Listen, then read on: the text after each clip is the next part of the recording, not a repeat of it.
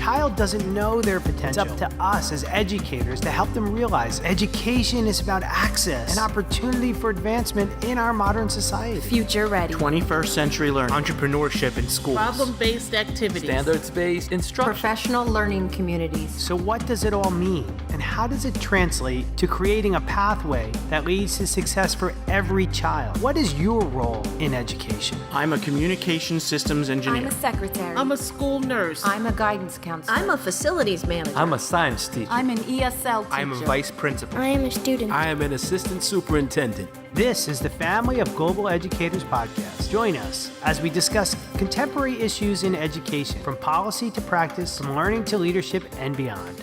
2700. 2700. When a 3-year-old child enters our doors in preschool, we have 2,700 school days to prepare them for their future. Let's make every day count.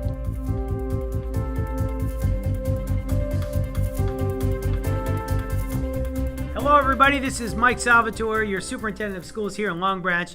I'm here with our personnel manager. Hi, everybody. I'm Elisa Aquino.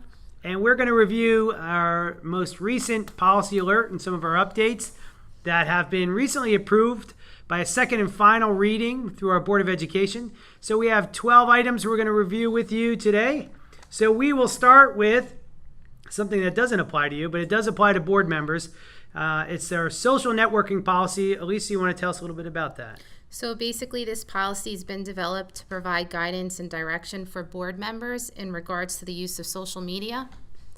So we have policies that look very similar to this for our staff and for our non-instructional support staff. So this would be similar. And I think the highlighting point on here is to avoid defamatory or disrespectful remarks about the board, about our operations, about students, and about staff. Anything else? Nope, that's about it. All right, that's pretty simple. So we're moving on to our next one, which is policy 3437 for military leave. What's on that? This is the same policy for both teaching staff and for support staff.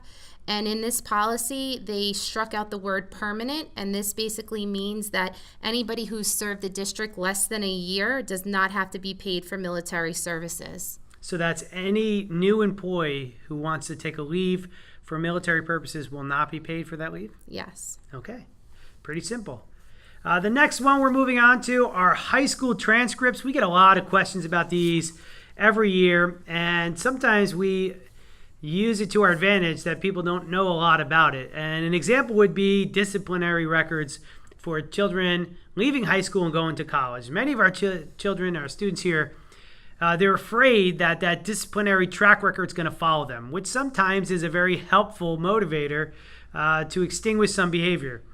But this recent policy is aligned with statute and state regulations, and it zeroes in on disciplinary records. So do you want to talk about that, Elisa?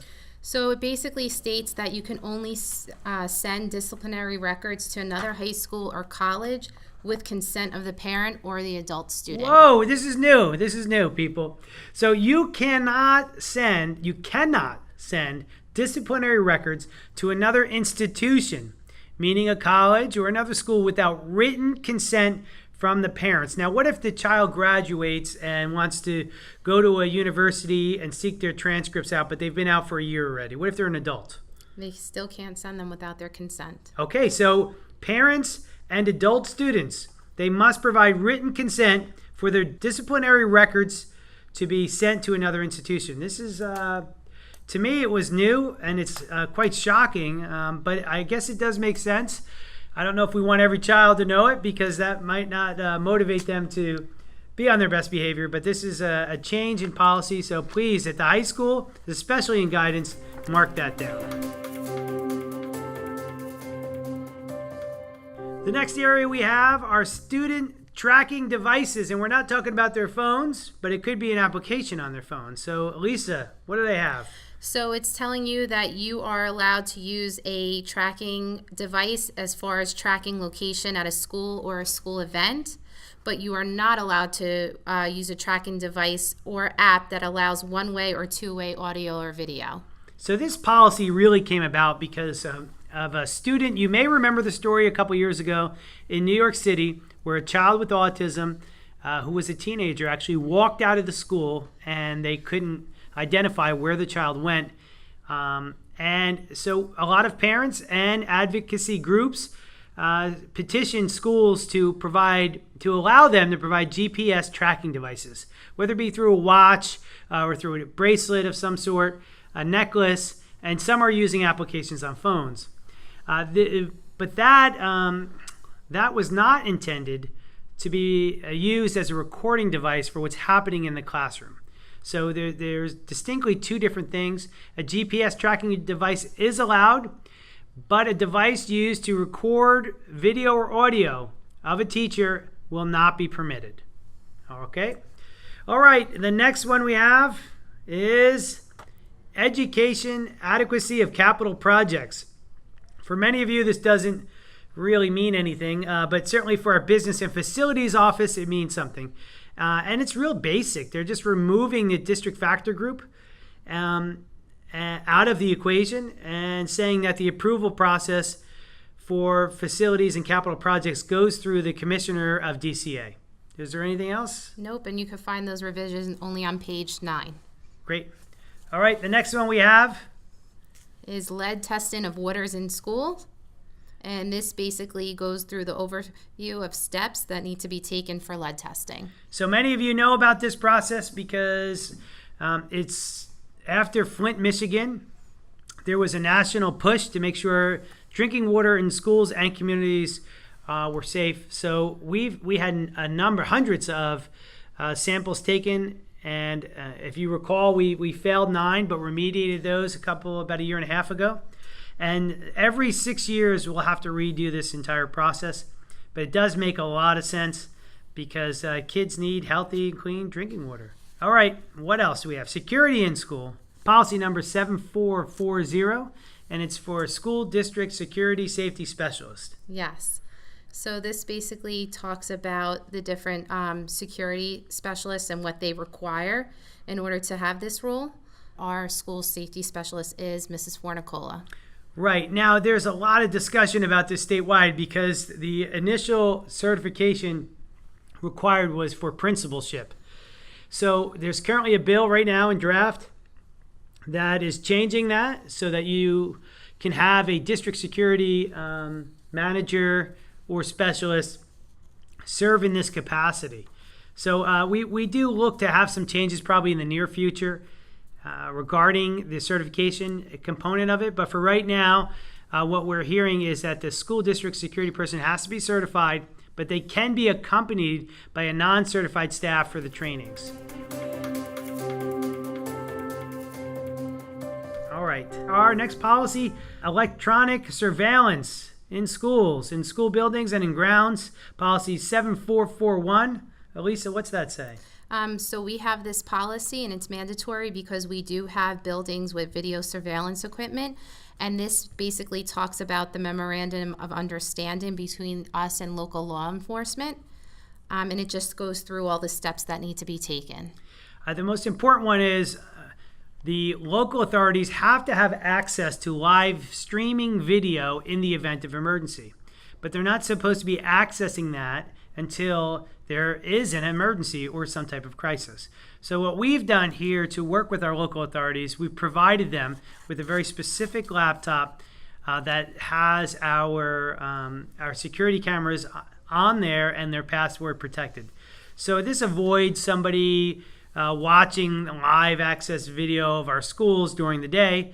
It would have to be purposeful and intentional and a full reboot up of a computer to do so. So I think we all would agree it's a great idea. When there is an emergency, that local authorities should have access inside our buildings and to see what's going on. Our next policy is specific to breakfast, breakfast offer versus serve, and that's policy 8507. And there's some revisions to that. What's it say, Elisa? So this pertains to all our buildings except for JMF and Lena Conroe, but it basically states that the NJDOA added details on what food items a student must select in order for the meal to be eligible for federal reimbursement. So sometimes principals or teachers or other support staff would get annoyed because our food service workers would make our students take specific items. Well, the reason behind that is because if they don't choose one of 4 items, then they are not eligible for reimbursement for that child. So there's a real important message here is that when students are lining up to get their breakfast or their lunch, that they must take one of the 4 items listed in our policies. So if you're unsure of those, you can read them, but our food service workers are fully informed of this as it does impact their funding. Our next area that we want to focus on here are bus drivers, bus aid responsibilities, and emergency school bus procedures, all under policy 8630. So it's basically policy and regulation. And what they did here is they put the word employer in now. And employer means, and it pertains to both the Board of Ed and a contracted service. And they're supposed to provide training for our bus drivers and our bus aides. Most school districts in New Jersey contract out services for buses. Sometimes they're off the hook of upholding a particular standard. This policy is very specific that the same standard you'd have in-house, you would have to have for all of your vendor services. So Jay's Bus, Seaman Tove, First Student, the list goes on. They have to provide the necessary training and evacuation procedures that we would have. Anything else for that one? No, that's it. Okay. And then the last, but certainly not least, would be the use of electronic signatures. I know we're using this a lot in our district here for observations, evaluations, and the number of items we're using it for are certainly increasing. So what does it say here? It basically gives you an example of the documents that can require digital signature, how you can obtain electronic signatures, and the definition of what an electronic signature is. The most important thing is that any document that you send that requires a digital signature must be capable of retention. Right. So if you are sending out parental consent forms via parent portal or email, and you expect them to return them via email, you must keep a record of that transaction. So, and as long as you can retain that information, it's acceptable use. We certainly know it's more cost efficient. So now the state of New Jersey and our local officials are realizing the efficiency behind digital processing. So we look to see more and more changes and acceptable use terms for not just electronic signatures, but electronic records together. And that's basically all we have, right? Yes. So that was policy update that recently came out. Those are 12 different items. So take a look at some of those. We may have some updates over the summer according to some of the statute that's being revised through our local, actually through the State Department of Education. But we also have some requested policy changes from you. So if you have any of those, please reach out to Elisa so she can revise our policy and run it by our Board of Education. And that's all we have. Thanks for listening today. If you'd like to see copies of these policies, where can they find them? They can find them on our website, and they could go right into the Board of Education, and they can find the policies and the regulations listed there. Great. So digital copies can be found through PDF on our website. And if you need help searching that, just give us a call. We'd be happy to guide you through it. Okay. Thank you very much, everybody.